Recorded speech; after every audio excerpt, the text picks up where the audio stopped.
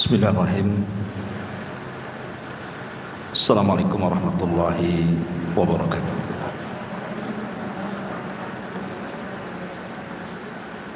Alhamdulillah wassalatu wassalamu ala Rasulillah wa ala alihi wa sahbihi wa mawalah wa la hawla wa la quwata illa billahi wa ba'du. Baik, kita lanjutkan kita masih membahas kitab Arba'in Nawawi dan kita masuk pada hadis ke 36 atau 65 56 ya.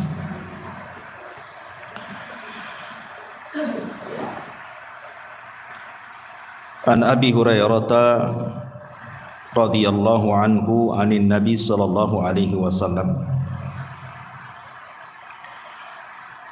man naffasa an mu'minin kurbatan min kurabid dunya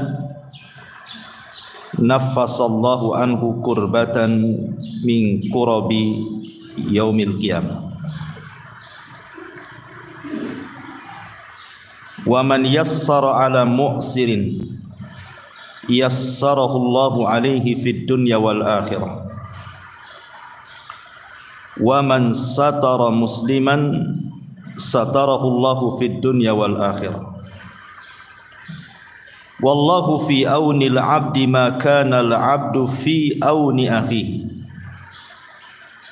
Wa man salaka tariqan yaltamisu fihi 'ilma sahhalallahu lahu bihi tariqan ilal jannah. Wa majtama'a qaumun fi baitin min buyutillah yatluna kitaballah wa yatadarasunahu bainahum illa nazalat alaihimus sakinah wa ghashiyatuhumur rahmah wa haffathumul malaikatu wa dzakarallahu fi man indah. Wa man batta'a bihi amaluhu lam yusri' bihi nasabuhu. Dari Abu Hurairah radhiyallahu an, dari Nabi sallallahu alaihi wa ala alihi wasallam, barang siapa yang melepaskan dari seorang mukmin kurbatan, sebuah kesulitan, min kurabid dunya, dari kesulitan-kesulitan dunia, naffasallahu anhu kurbatan min kurabi yaumil qiyamah, maka Allah subhanahu wa ta'ala akan melepaskan bagi dia kesulitan dari kesulitan-kesulitan hari kiamat. Dan barang siapa yang memudahkan ala mu'sir, kepada orang yang sedang terlilit hutang,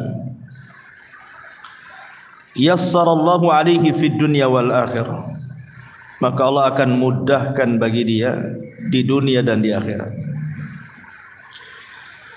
Dan barang siapa yang menutup aib seorang muslim, maka Allah akan tutup aib dia di dunia dan di akhirat. Dan Allah subhanahu wa ta'ala senantiasa menolong hambanya selama hamba itu menolong saudaranya. Maka barang siapa yang berjalan mencari ilmu agama, maka Allah subhanahu wa ta'ala akan mudahkan jalannya menuju surga.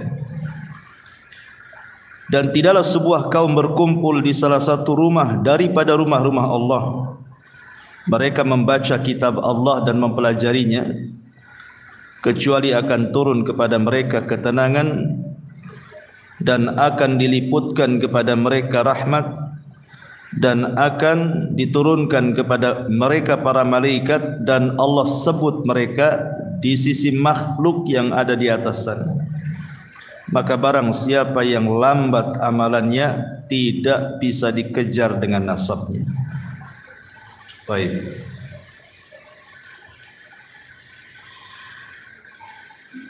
Di sini Nabi SAW hendak menjelaskan kepada kita tentang amalan-amalan yang istimewa. Karena amalan itu ada dua macam. Ada amalan-amalan yang bermanfaat untuk diri sendiri. Ada amalan-amalan yang bermanfaat untuk orang lain. Dan amalan yang sifatnya mutaaddi, bermanfaat untuk orang lain itu jauh lebih utama dibandingkan amalan yang sifatnya kembali kepada diri kita. Nah, dalam hadis ini Nabi SAW hendak menjelaskan amalan-amalan yang manfaatnya bukan hanya untuk kita tapi juga untuk orang lain. Yang pertama, man naffasa, barang siapa yang nafas. Nafas itu artinya wasiya, meluaskan, memudahkan bahasa kitanya. An mu'minin, dari seorang mukmin, kurbatan. Kurbah itu artinya kesulitan, karena manusia itu tidak lepas daripada kesulitan. Sebab kalau orang lagi sulit itu dunia yang luas jadi sempit masalahnya. Rumah yang luas terasa tidak punya rumah. Otak yang encer pun jadi beku gitu. Jadi orang-orang yang sedang kesulitan apa saja, sedang ditimpa musibah, dari musibah-musibah dunia, kemudian kita datang kepadanya dan berusaha untuk melapangkannya.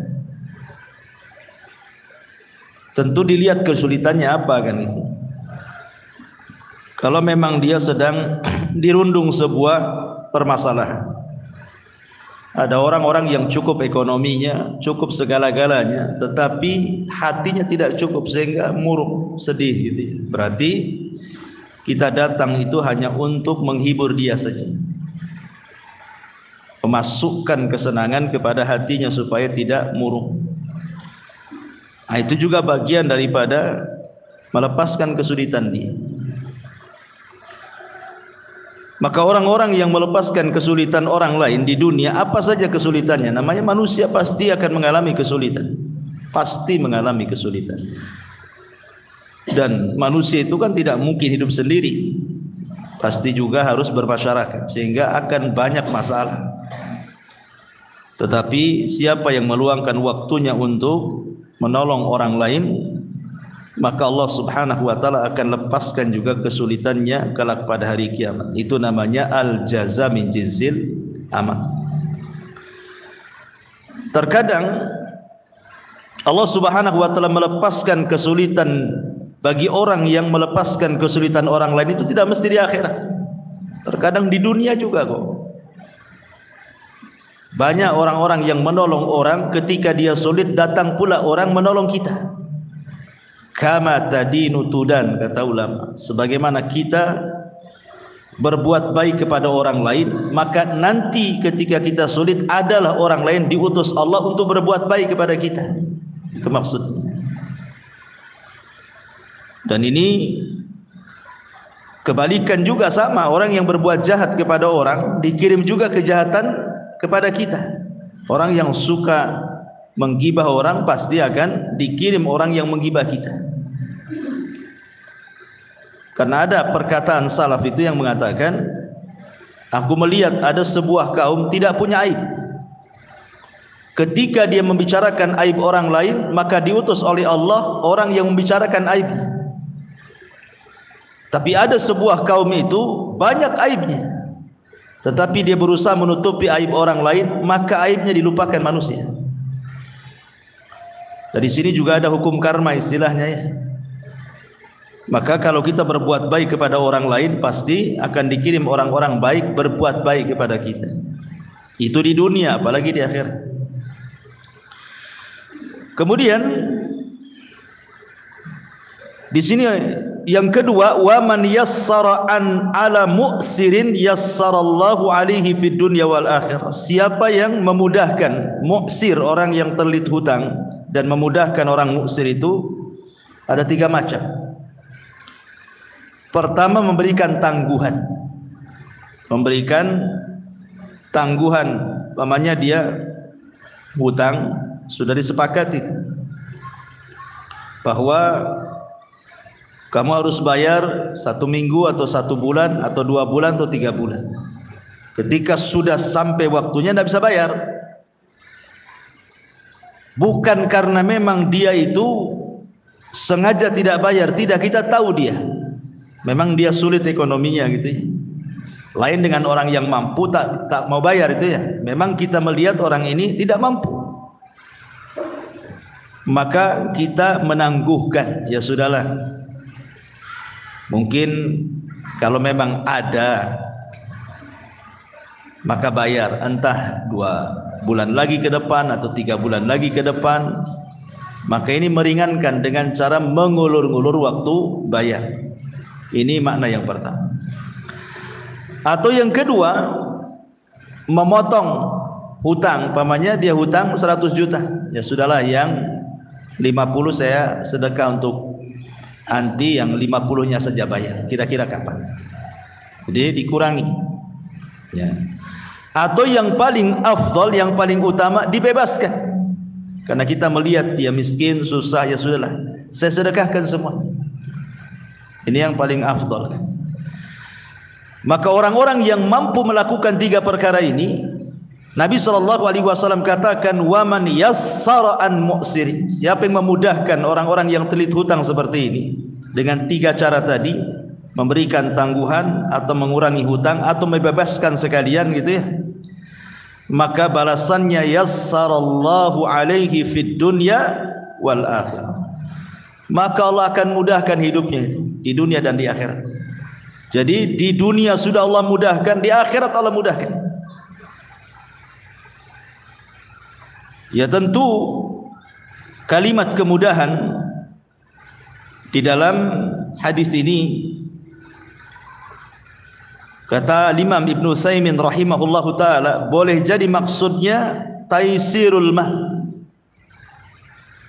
dimudahkan ekonominya, karena dia sudah memudahkan orang-orang yang telit hutang. Entah bagaimana caranya, tiba-tiba mudah saja ekonomi. Suaminya kerja enak, tidak ada masalah gitu. Ada saja mungkin proyek di luar, tawaran-tawaran, pokoknya Allah mudahkan.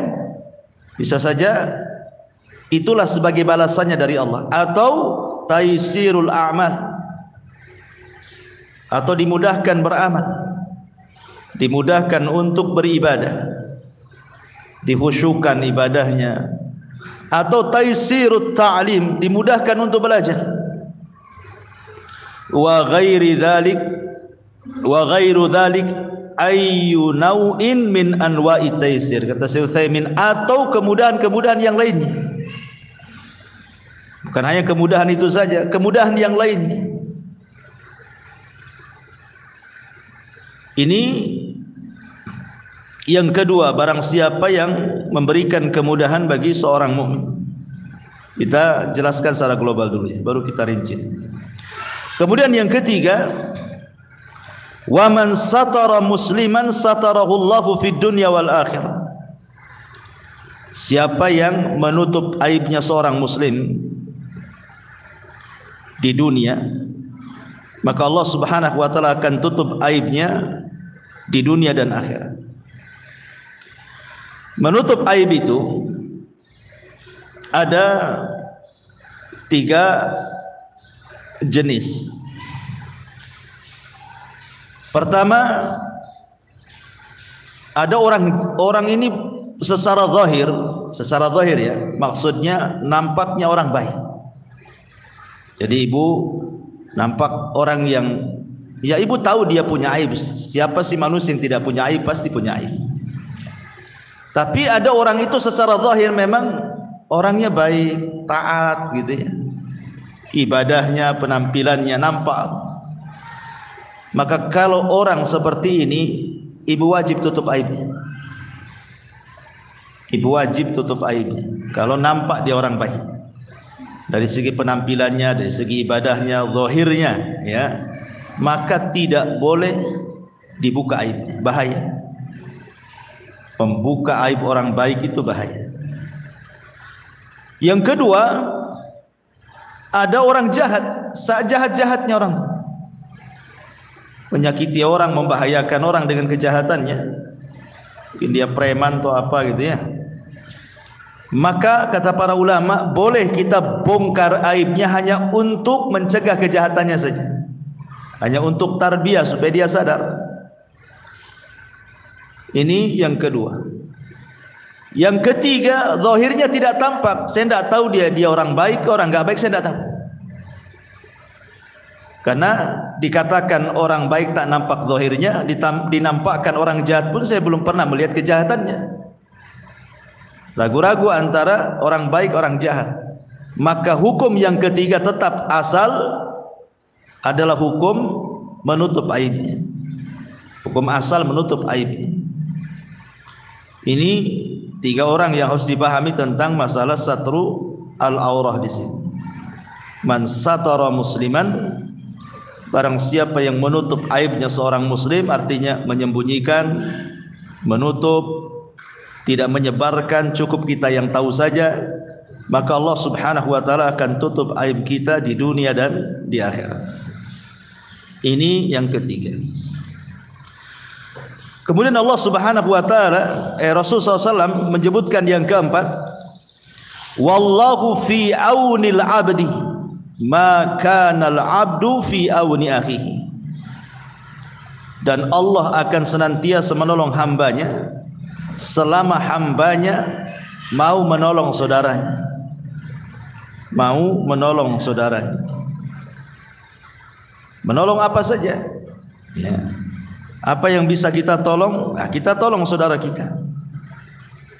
Pamannya ada tetangga butuh kita, dia sedang sakit, kita punya kendaraan, daripada dia sewa, udahlah kita antar saja. Dan macam-macamnya. Kemudian kata Nabi SAW, wa man salaka tariqan yaltamisu fihi ilmah sahalallahu lahu bihi tariqan ilal jannah. Maka barang siapa yang berjalan dalam rangka mencari ilmu agama, maka Allah mudahkan baginya jalan menuju surga. Dan inilah jalan yang paling mudah. Jalan yang paling mudah, jalan pintas menuju surga itu adalah dengan ilmu. Jangankan urusan agama Bu, ya urusan dunia saja mencari alamat kalau tidak ada pengetahuannya kan susah tuh, lama tuh nyarinya. Tapi kalau tahu alamatnya, tahu jalan tikusnya, sebentar saja sampai itu. Urusan agama juga sama. Kalau kita tahu jalannya nih, dengan banyak beramal, amal-amal tertentu memudahkan orang masuk surga, maka orang berilmu itu akan lebih mudah masuk ke dalam surga dibandingkan orang jahil. Karena orang jahil kan tidak tahu jalannya, macam mana caranya.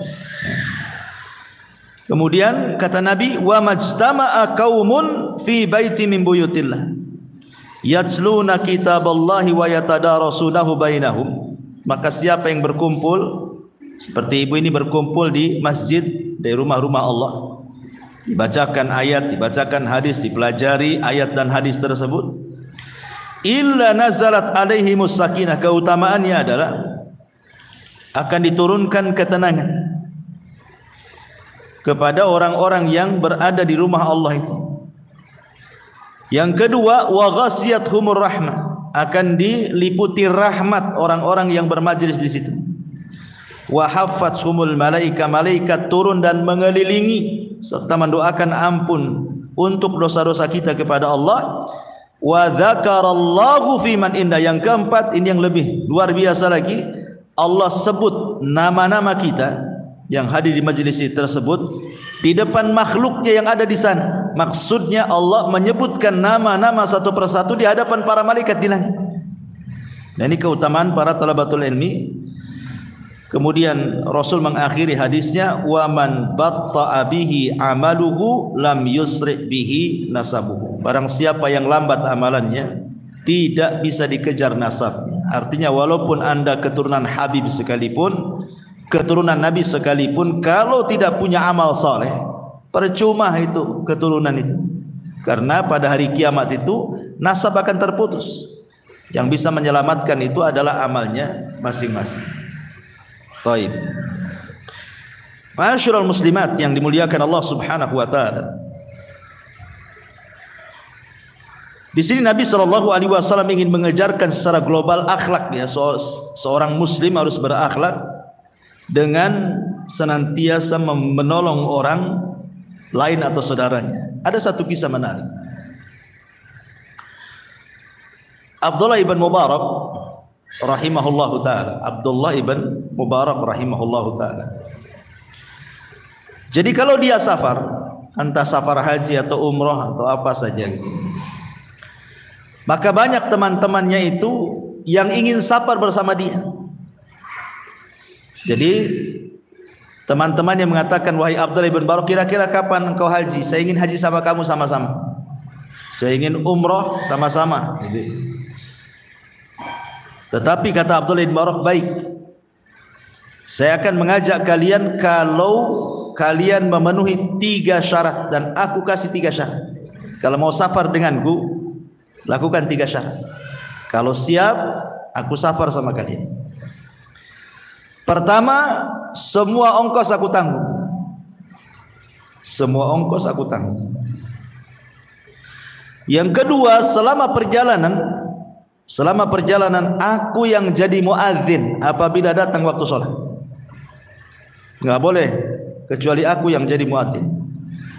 Kemudian yang ketiga, selama perjalanan aku yang akan berkhidmat kepada kalian. Aku yang akan menjadi pembantu kalian. Kalau kalian siap, ayo safar denganku. Ya gimana enggak enak safar dengan dia coba. Tiket diongkosi, ya kan Bu?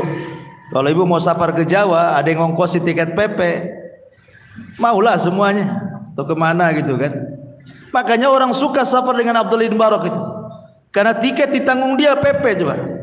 Yang kedua, dia pula yang melayani kita gitu. Pemain kalau safar zaman dulu kan, kalau lapar kan ya berhenti masak gitu ya. Lain dengan zaman sekarang, tinggal singgah di warung. Jadi kalau umpamanya berhenti istirahat, saya yang masakkan kalian, kalian tinggal makan saja. Kemudian yang ketiga, tapi syaratnya juga kalau waktu-waktu sholat datang, aku yang akan menjadi muazzin. Bagaimana Abdullah ibn Mubarak rahimahullahu ta'ala memberikan contoh kepada kita bahwa orang itu dikatakan baik bukan hanya sekedar di lingkungannya saja kan. Orang itu dikatakan baik kalau dia baik di 3 tempat. Ya. Pertama, sebagai tetangga, nampak kebaikannya, bertetangga di samping kita.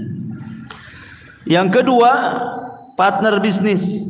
Kalau dia berserikat dalam bisnis, dia tidak ada masalah, baik orangnya, ya, maka dia orang baik. Dan yang paling berat yang ketiga, ketika safar, ibu menilai orang baik atau tidak tetangga ini, ajak safar. Makanya safar dikatakan safar. Kenapa bahasa safar dikatakan safar? Karena yusfiru tabi'atar rajul. Safar itu menampakkan tabiat asli. Kalau lagi bertetangga ya baik-baik saja, bisa saja dia tajamul kan, pura-pura senyum, pura-pura nyapa, pura-pura ngucap salam kan, bisa saja ya. Tapi ketika safar tidak bisa berpura-pura orang itu. Orang itu ketika safar tidak bisa berpura-pura. Kalau masih bertetangga bisa berpura-pura dia. Tapi kalau safar susah berpura-pura itu. Apalagi safar tempo dulu itu beda dengan safar sekarang kan. Safar tempo dulu itu kan ya pakai kuda, pakai unta, berjalan di padang pasir, jauh lagi tempatnya kan. Akan banyak kelelahan, keletihan. Sehingga akan menampakkan tabiat orang. Apakah orang ini bakhil atau tidak, gitu ya. Orang ini punya perhatian atau tidak, suka bantu atau tidak, apakah egois atau apa, nampak itu nanti. Orang lagi safar. Makanya Abdullah ibn Mubarak mengajarkan kepada kita bagaimana menjadi orang baik, menolong orang. Saya diantara syaratnya adalah aku yang akan berkhidmat kepada kalian. Dia berusaha untuk menolong orang. Makanya di zaman Nabi SAW, ketika Nabi berperang, dan itu terjadi di musim panas. Lah ketika itu terjadi di bulan Ramadan, akhirnya ada sebagian para sahabat puasa. Ada sebagian para sahabat tidak puasa, tidak tahan. Lah yang berpuasa yang paling banyak naungan dari matahari itu adalah yang membawa pakaian lebih. Jadi bisalah untuk pakaiannya menaungi dari panas matahari ketika perjalanan perang itu. Dan yang tidak, maka dia hanya bisa menaungi kepalanya dengan tangannya saja seperti ini. Akhirnya karena jarak tempuh juga jauh, banyak orang-orang yang tidak sanggup, khususnya orang-orang yang berpuasa. Ada sebagian mereka yang kemudian lelah, letih, dan ada yang pingsan karena menahan lapar. Sehingga orang-orang yang tidak berpuasa inilah yang kemudian menyiapkan segalanya. Kalau istirahat, dia menyiapkan tempat istirahatnya, menyediakan segalanya, dan begitu seterusnya. Ketika Nabi SAW melihat orang-orang yang tidak berpuasa itu, mereka sungguh-sungguh menolong orang-orang yang berpuasa. Kata Nabi SAW, "Zahabal muftiruna bil ujur." Sungguh orang-orang yang membatalkan puasa itu telah mengambil pahala orang-orang yang berpuasa, diambil oleh mereka. Karena mereka yang membantu. Sementara yang puasa ya lemas saja kan, tidak bisa apa-apa. Tapi Rasul mengatakan, "Zahaba al-muftiruna bil ujur." Orang-orang yang tidak puasa telah mengambil pahala-pahala orang yang berpuasa. Karena dalam hukum fikih juga bahwa orang yang safar itu ada rukhsah untuk berbuka kan. Kalau dia tidak sanggup, lebih baik berbuka. Bahkan Rasul dengan tegas mengatakan, "Laisa minal birri asyamu fis safar." Tidak ada kebaikan orang yang safar berpuasa. Maksudnya orang-orang yang tidak tahan, tidak sanggup berpuasa, nekat pula dia berpuasa gitu ya. Tidak ada kebaikan dia memaksa puasa ketika safar. Kecuali kalau safarnya tidak jauh, apalagi zaman sekarang dimudahkan dengan pesawat gitu ya. Ya sama saja sebenarnya sih. Saya berjalan naik motor ke sini ke Tiban sama juga naik pesawat ke Jakarta kan, naik pesawat saja. Malah hausan naik motor dari sini ke Tiban atau ke Batam Center daripada naik pesawat gitu ya. Ya kalau yang demikian, yang seperti ini ya lebih puasa kan, supaya abro lidhimah, supaya jangan punya utang. Sebab berat kalau orang punya utang itu bayarnya. Bayar puasa saja susah, apalagi bayar uang, makin berat lah kan gitu. Ya. Jadi di sini juga Nabi SAW memberikan semangat kepada para sahabat yang berbuka menolong orang-orang yang berpuasa. Sampai Rasul mengatakan orang-orang yang berbuka itu telah mengambil pahala orang berpuasa. Jadi menolong orang lain itu besar pahalanya. Taib ma'asyiral muslimat yang dimuliakan Allah Azza wa Jalla. Lah dalam hadis ini juga banyak yang kita akan petik. Salah satunya adalah Nabi SAW memberikan kepada kita pahala bagi orang-orang yang melepaskan hutang seorang muslim. Ada 3 pahala yang akan diberikan oleh Allah Subhanahu wa taala bagi orang-orang yang tidak mempersulit orang yang terlilit hutang. Yang pertama, dia akan mendapatkan naungan di hari yang tidak ada naungan kecuali naungan Allah Azza wa Jalla. Dan itu berdasarkan hadis riwayat Muslim. Nabi mengatakan, "Man anzara mu'siran," barang siapa yang memberikan tempo bagi orang-orang yang terlilit hutang, ataupun wada'a anhu, ataupun bukan hanya memberikan tempo, melepaskan. Tadi saya katakan melepaskan mungkin separuhnya atau secara keseluruhan. Maka Rasul mengatakan, "Adzallahu Allahu fi dhillihi." Maka orang ini akan mendapatkan naungan di bawah naungan Allah Subhanahu wa taala pada hari kiamat. Ini yang pertama. Yang kedua, dia akan dilepaskan dari kesulitan-kesulitan hari kiamat. Kesulitan hari kiamat itu banyak. Bukan hanya matahari di atas kepala saja kan, berdiri, keringatan gitu. Bukan hanya panas gitu, keringatan, berdesak-desakan dan macam-macam, was-was ya. Maka orang-orang yang seperti ini berdasarkan hadis juga yang kita baca tadi, maka Allah Subhanahu wa taala an yunjiyahullahu min kurabi yaumal qiyamah, maka dia akan diselamatkan dari kesulitan-kesulitan pada hari kiamat. Kemudian yang ketiga, Allah Subhanahu wa taala terkadang akan melepaskan dosa-dosanya sebagaimana dia melepaskan hutang orang. Jadi pada hari kiamat ada orang yang dipanggil oleh Allah Subhanahu wa taala. Orang yang dipanggil oleh Allah. Kemudian ditanya, "Halaka hasanah?" Atau "A'amilta minal khairi syai'an?" Apakah kamu punya amalan kebaikan walaupun kecil, walaupun sedikit? Orang ini mengatakan, "Aku tidak ingat." Aku tidak ingat, maksudnya karena dia tidak banyak beramal. Tidak bisa menyebutkan. Kalau dia banyak amalannya kan tinggal disebutkan saja. Tapi karena dia tidak banyak amalannya, dia mengatakan aku tidak ingat, kecuali katanya aku pernah menghutangi seseorang, kemudian dia tidak sanggup bayar, maka aku ikhlaskan semuanya. Ya, aku lepaskan semuanya. Hanya itu yang aku ingat ya Allah. Maka Allah Subhanahu wa taala mengatakan, sebagaimana engkau telah melepaskan orang-orang yang terlilit hutang dari dirimu, maka Allah lebih berhak melepaskan dirimu dari api neraka, masuk ke dalam surga. Ya. Bagaimana orang-orang yang seperti ini ya? Kalau ikhlas maksudnya kan, karena urusan harta ini kan memang sulit kan, apalagi tabiat manusia itu wa yuhibbunal mala hubban jam. Jangankan bicara jutaan, ratusan ribu saja kadang-kadang dikejar-kejar tuh orang yang punya utang. Kapan bayar? Kapan bayar katanya. Ya. Iyalah Ustaz, kita pun makan susah gitu ya. Dia dulu minta-minta, kasihanlah dia, akhirnya kita kasih. Sekarang saya yang minta, dia tak kasihan pula sama saya katanya. Ya sebenarnya hak kita menuntut hutang gak ada masalah kan itu. Hak kita tidak apa-apa. Tapi kalau seandainya kita ingin mendapatkan pahala, mendapatkan naungan, ya seperti ini caranya kan itu.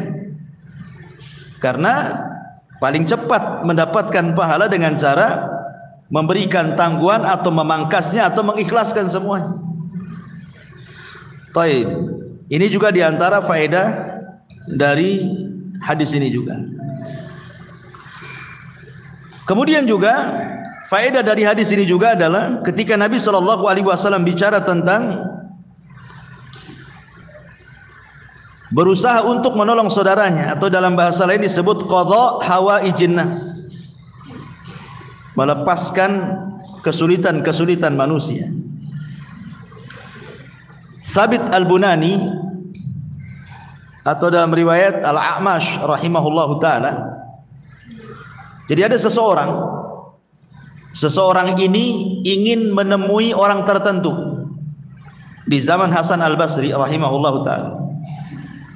Di zaman Hasan Al-Basri rahimahullahu taala, jadi dia datang kepada Hasan Al-Basri, "Ya Imam, berikan kepadaku kawan agar aku bisa menemui seseorang." Mungkin seseorang ini entah pejabat, entah apa gitu kan, kita sulit kalau orang biasa menemui pejabat. Harus ada orang dekat dia ya kan, atau orang yang berpengaruh lah, supaya kita bisa menemuinya. Sementara bukan hanya sekedar butuh teman yang berpengaruh kepada orang tersebut, perjalanan pula jauh. Jadi dia meminta tolong kepada Hasan Al-Basri, "Berikan teman untukku. Aku ingin ketemu dengan seseorang, tapi tidak mungkin aku ketemu dengan dia kecuali engkau yang kasih rekomendasi." Akhirnya kemudian Hasan Al-Basri mengatakan, "Kalau begitu datanglah kepada A'mash." Lah A'mash ini seorang ulama besar, sementara ketika itu dia sedang i'tikaf. Kata Hasan Al-Basri, "Kasih tahu aku yang nyuruh. Minta dia mengawani engkau datang kepada orang tersebut, karena A'mash ini juga disegani oleh orang itu." Kemudian orang ini datang kepada A'mash dan mengatakan, "Ya A'mash," kata Hasan Al-Basri, "engkau disuruh menemani aku menjumpai fulan, dan itu jaraknya cukup jauh." Kata A'mash mengatakan, "Tidak bisa, aku sedang i'tikaf." Bilang sama Hasan Al-Basri, "Cari orang lain, saya sedang i'tikaf." Akhirnya orang ini datang kepada Hasan Al-Basri. Apa kata Hasan Al-Basri? Bilang sama Amas, seandainya dia membantu saudaranya, mengantarkan saudaranya kepada orang tertentu tadi, itu lebih baik bagi dia daripada haji kemudian haji kemudian haji. Bukan cerita iktikaf, cerita haji lagi. Kalau seandainya dia haji berkali-kali, itu lebih baik dia mengantarkan orang ini kepada orang tersebut, karena Anda sudah menolongnya. Dari sini juga ada kaidah kalau pemahaman kita dari perkataan Hasan Al-Basri itu, pertama yang saya katakan di awal bahwa ibadah yang sifatnya manfaat kepada orang lain jauh lebih baik di hadapan Allah dibandingkan ibadah yang manfaatnya kembali kepada kita, kan? Iktikaf kan kembali kepada kita.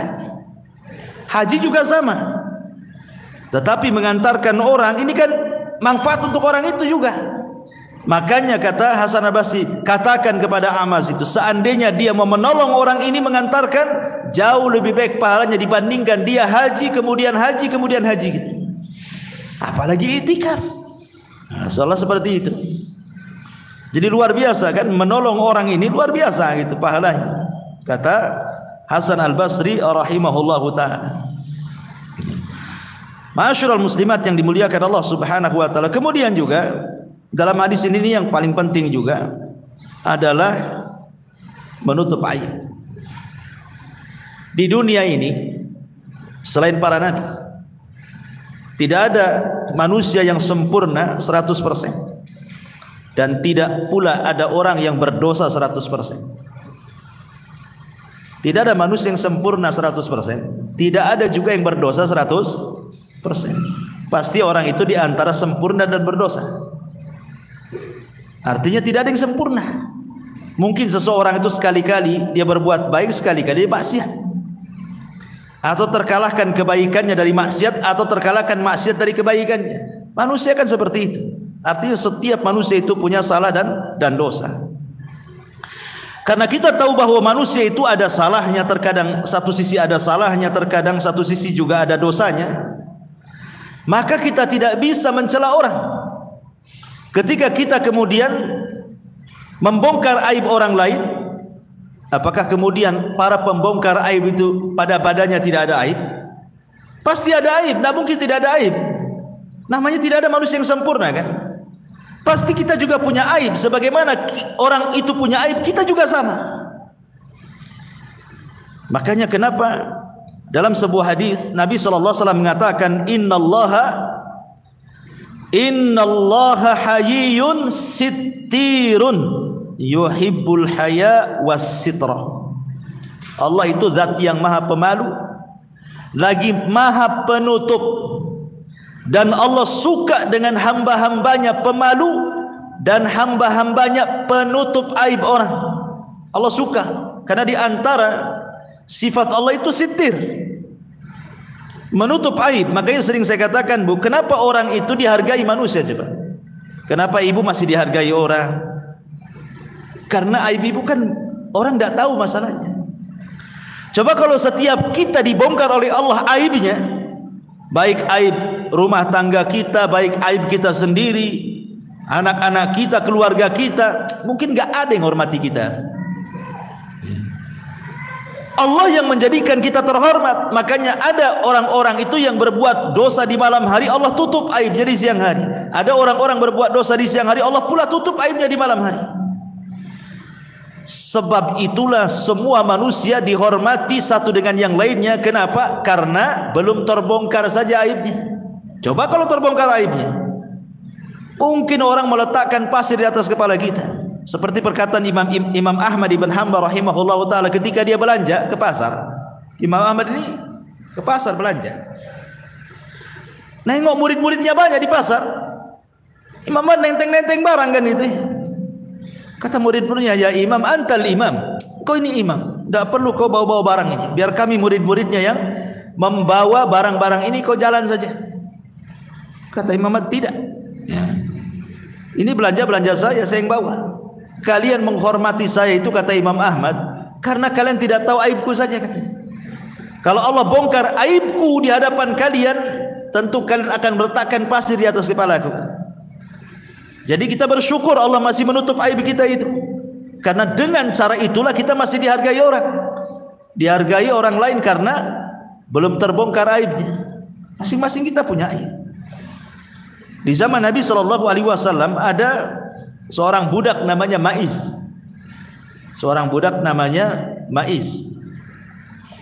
Ma'iz ini punya tuan namanya Hazal.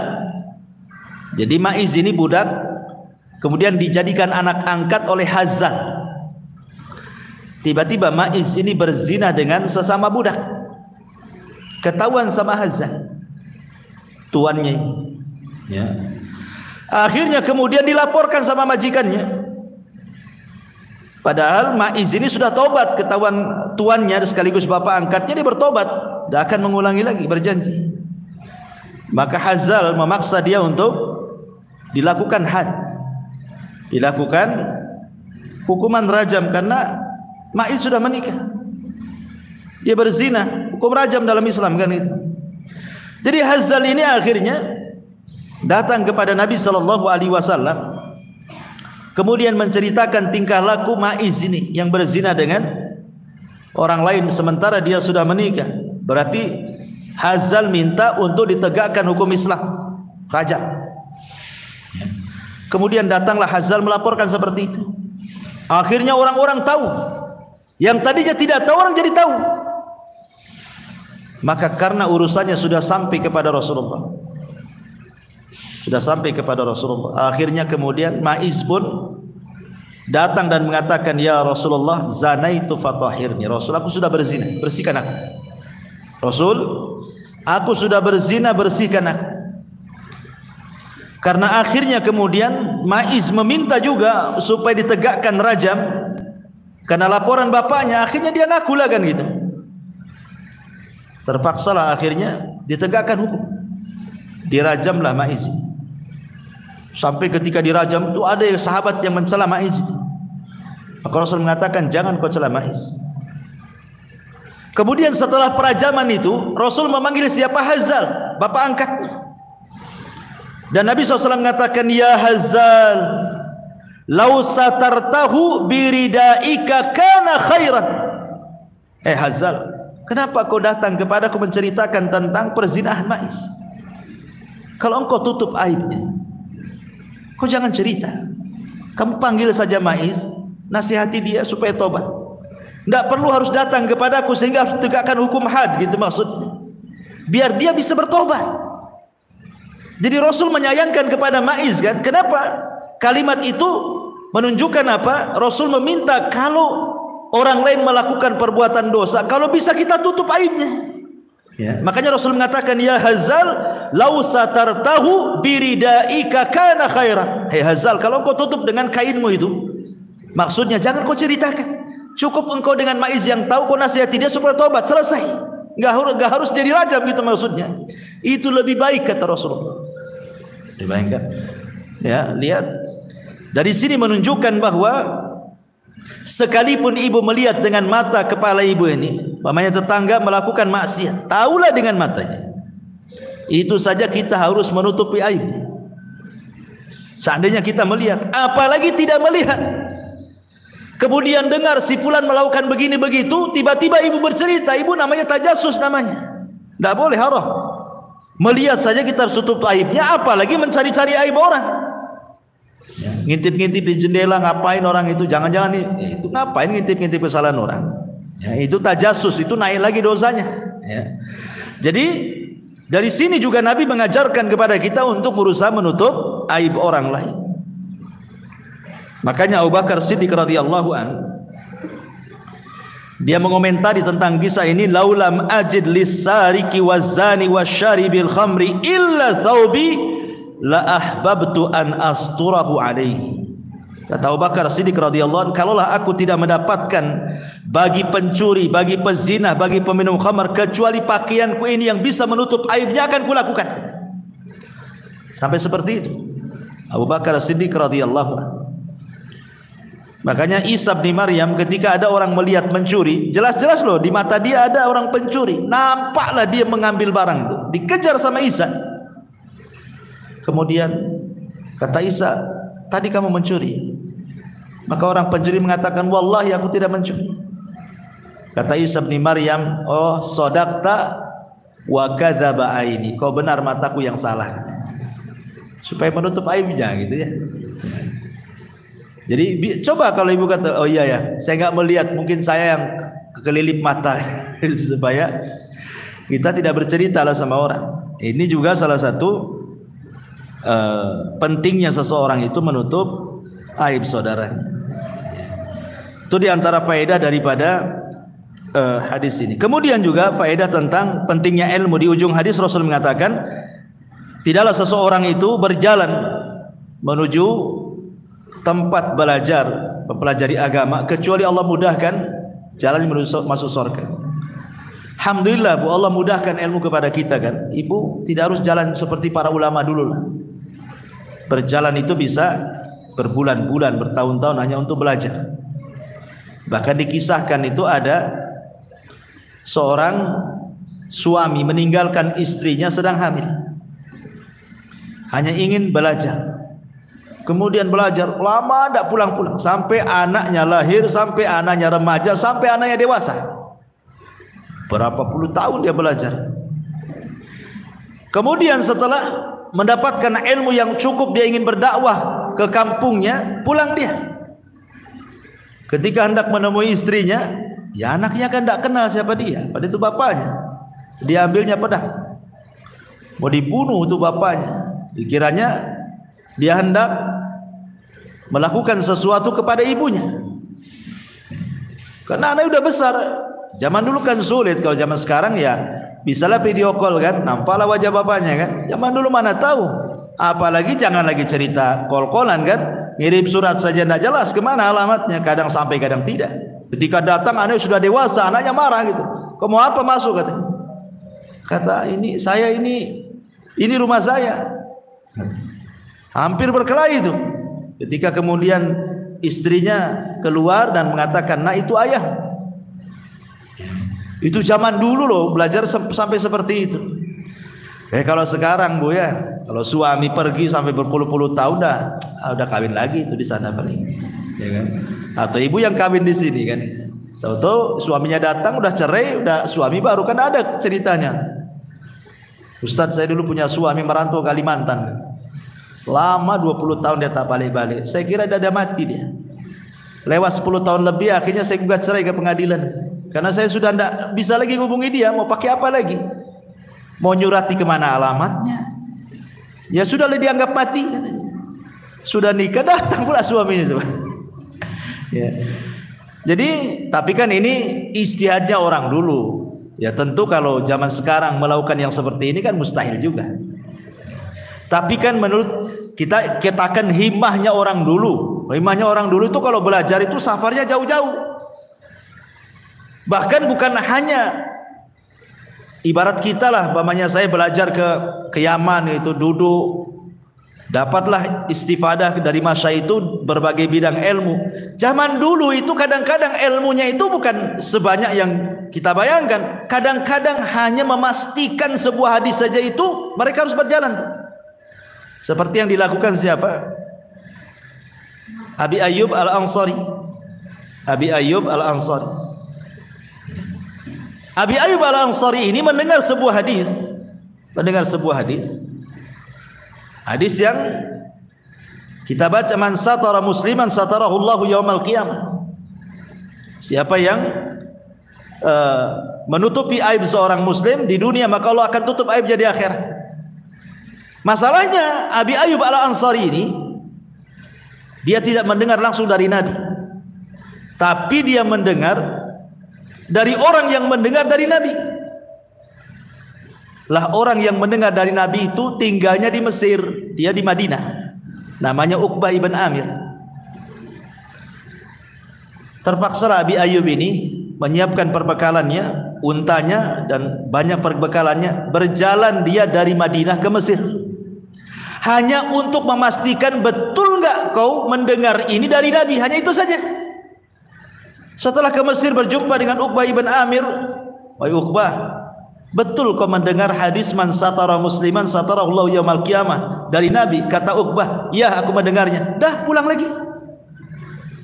Perjalanan dari Madinah ke Mesir ini bukan tidak berongkos kan, itu di zaman itu harus beli untanya, perbekalannya. Kan jauh itu perjalanan, bisa berbulan-bulan sampai di Mesir kan. Habis berapa duit itu? Tetapi demi memastikan itu saja, para sahabat itu menunjukkan apa? Mulianya sebuah ilmu. Dan ini juga sama dengan yang dilakukan Jabir bin Abdullah radhiyallahu an ketika dia mendengar hadis Nabi sallallahu alaihi wasallam, yuhsyarun nas yaumal qiyamah khufatan uratan ghurlan. Nanti pada hari kiamat manusia dikumpulkan telanjang, tidak pakai sandal, kembali tidak dikhitan. Jabir ini tidak mendengar langsung dari Nabi, tapi dari orang yang mendengar langsung dari Nabi. Orangnya ada di Syam, namanya Abdullah ibn Unais radhiyallahu anhu. Ketika dia mendengar Abdullah ibn Unais masih hidup di Syam, dia persiapkan unta terbaiknya, perbekalannya, berjalanlah dia dari Madinah ke Syam, hanya ingin berjumpa dengan Abdullah ibn Unais.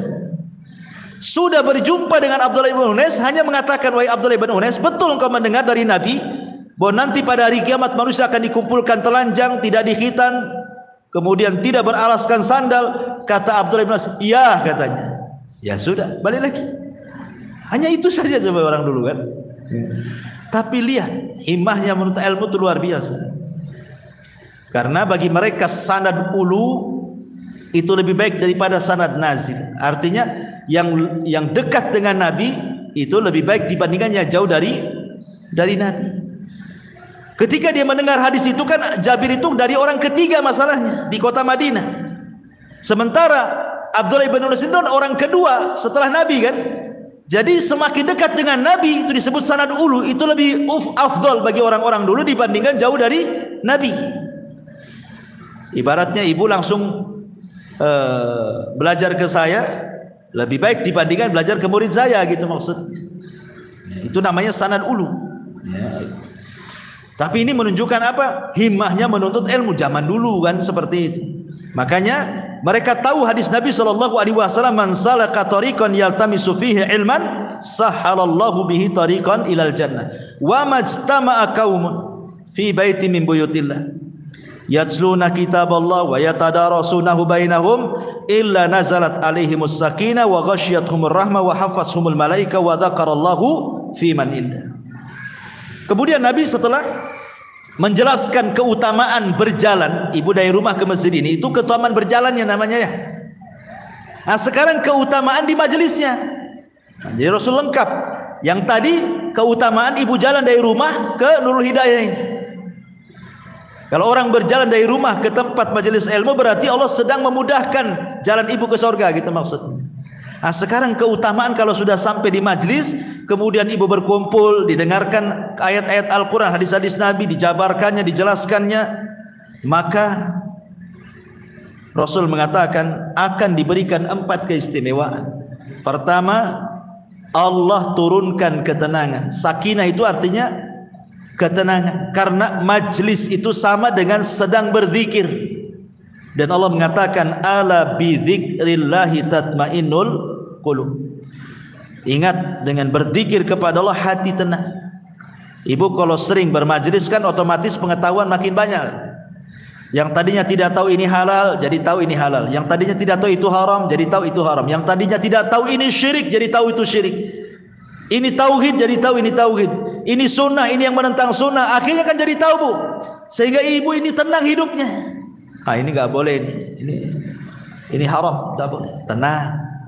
Ah ini boleh ini dimakan, halal. Tenang jadinya kan bu. Tapi orang jahil bingung nih, ini halal ke haram? Gimana saya? Takut syubhat. Akhirnya bingung sendiri dia. Terpaksalah tanya-tanya orang akhirnya kan. Tapi kalau orang sudah sering hadir di majelis taklim, lama-lama bu, Allah berikan kecerdasan, karena orang yang melangkahkan kaki dari rumah ke sini itu hakikatnya ibu mencari kebaikan kan. Dan Rasul mengatakan, man yuridillahu khairan yufaqihu fiddin. Pasti Allah akan cerdaskan, lama-lama cerdas bu. Tidak mungkin ibu lama-lama di majelis ilmu kok nggak tambah-tambah ilmunya, pasti bertambah tuh. Lah dengan bertambahnya pengetahuan, tenanglah hidup kita berjalan, tahu yang mana yang boleh dan yang tidak. Tidak main langgar, tidak main tabrak saja kan. Yang kedua, wa ghasyiyatuhumur rahmah. Allah akan liputi ibu dengan rahmat kasih sayangnya. Seandainya ibu dari rumah ke sini tiba-tiba, ya qadarullah lah, adalah kecelakaan, kemudian Allah takdirkan meninggal, maka ibu dianggap mati syahid. Dianggap mati syahid. Kenapa? Karena ibu sudah diliputi rahmat masalahnya. Perjalanannya itu sudah diliputi rahmat, apalagi sampai di majelis ilmu gitu ya. Maka mulai dari pulang sampai pergi ibu diliputi rahmat. Kemudian wa haffathumul malaika. Malaikat akan datang dari mana-mana mengepung kita. Apa fungsinya malaikat mengepung majelis taklim itu dan mengepak-ngepakkan sayapnya? Mereka mendoakan kita yang ada di majelis itu supaya dosa-dosanya diampuni. Jadi malaikat itu akan menyebut satu persatu, ya Allah ampuni dosanya si Anu, Ummu Anu, Ukhti Anu. Disebutkan. Dan malaikat itu mustajab doanya. Mereka kan hamba yang tidak pernah bermaksiat. Kalau sudah berdoa ya mustajablah doanya malaikat. Makanya beruntung orang-orang yang hadir majelis taklim karena dilingkupi oleh para malaikat di situ yang mendoakan kebaikan dan ampunan kita kepada Allah Subhanahu wa taala. Dan lebih daripada itu yang keempat, kita menjadi selebritis langit. Ibu akan dikenal di makhluk yang ada di langit. Kenapa? Karena Allah yang menyebutkan nama ibu satu-satu di langit sana, dikenal oleh para malaikat. Kan enak bu jadi selebriti langit. Nggak apa-apa bu nggak jadi selebriti bumi, nggak apa-apa. Tetapi ibu di langit juga terkenal, dikenal oleh para malaikat karena Allah sebut. Bayangkan Allah yang sebut satu namanya. Oh ibu Anu, nanti malaikat memuji dia. Terus nama-nama kita disebut di langit oleh para malaikat. Dan yang menyebut adalah Allah. Wa dzakarallah. Allah akan menyebut-nyebut kita satu persatu namanya. Fiman indah, di hadapan makhluk yang ada di sampingnya, para malaikat yang ada di atas sana. Wah luar biasa ibu ya. Orang yang duduk di majelis taklim. Makanya kata Nabi SAW, kalau ibu sudah datang bermajelis taklim, kemudian selesai majelis baca kafaratul majelis, kemudian ibu pulang, kata Nabi SAW, kumu maghfuran lakum. Berdirilah, pulanglah kalian, Allah sudah ampuni dosa-dosa kalian dan Allah telah ganti keburukan kalian dengan kebaikan. Kumu maghfuran lakum qad buddilat sayyiatikumul hasanat, kata Rasul. Jadi seolah-olah ibu datang bawa dosa gitu ya, kemudian pulang tinggal dosa. Nah, begitulah majelis taklim itu. Makanya orang-orang yang malas istighfar sementara maksiat hari-hari, datang aja ke majelis taklim, duduk, itu sudah menggugurkan dosa. Karena Rasul yang mengatakan kumu maghfuran lakum. Kemudian yang terakhir faedah dari hadis ini adalah waman batta'a bihi amaluhu lam yusri bihi nasabuhu. Maka barang siapa yang lambat amalannya, maka tidak mungkin dikejar nasabnya.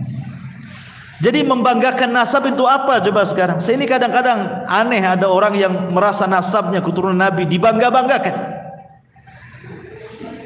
Imam Syafi'i rahimahullahu taala itu keturunan Nabi, Ahlul Bait. Tapi kan tidak dikenal tentang keturunannya. Yang dikenal justru keimaman madhabnya. Ya kan, Imam Syafi'i kan yang dikenal imam madhabnya. Mungkin ibu tidak tahu kalau silsilah Imam Syafi'i itu Ahlul Bait. Kecuali setelah membaca biografinya, oh rupanya Imam Syafi'i itu sampai ke nasab Nabi Ahlul Bait. Tapi kan tidak dikenal masyarakat. Yang dikenal Imam Syafi'i itu ya imam madhab itu saja kan. Ya, karena Imam Syafi'i mengajarkan kepada kita bahwa nasab itu pada hari kiamat akan terputus. Tetapi yang tidak akan terputus itu amalan kita. Idza mata ibnu Adam in qata amaluhu illa min thalathin sadaqatin jariyah aw ilmin yuntafa'u bihi aw waladin salihin yad'ulah. Tidak disebut nasab di sini. Hanya ilmu yang bermanfaat, sedekah yang mengalir, punya anak yang mendoakan. Karena dia anak soleh mendoakan orang tuanya. Berarti semuanya terputus kecuali 3 perkara kan, termasuk nasab. Makanya Allah mengatakan fala ansaba yauma idzin. Maka tidak ada nasab pada hari itu. Maksudnya tidak terputus nasab, karena yang akan dibanggakan di hadapan Allah itu bukan nasab tetapi amalan. wajar kalau Rasul mengatakan kepada Fatimah, putrinya sendiri mengatakan, ya Fatimah binta Muhammadin saluni ma syi'ti la ugni anki minallahi syai'ah. Fatimah putri Muhammad, minta sekarang di dunia, mumpung hidup di dunia, minta sama abimu nih. Sebab pada hari kiamat kata Rasul, la ugni anki minallahi syai'ah, aku tidak bisa menolongmu. Lah kalau Rasul tidak bisa menolong Fatimah, bagaimana menolong kita?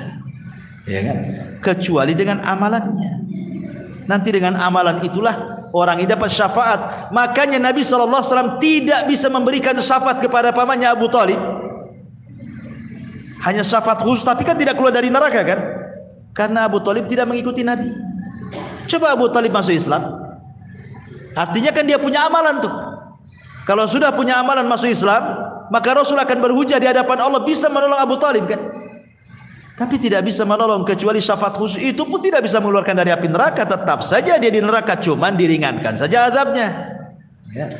Maka di sini juga faedah bahwa waman batta'a bihi amaluhu lam yusri' bihi nasabuhu. Siapapun yang lambat amalannya tidak bisa dikejar dengan nasabnya. Wallahu alam, ini diantara faedah hadis yang ke berapa itu? Sadis wa thalathin, ya. 36. Taib.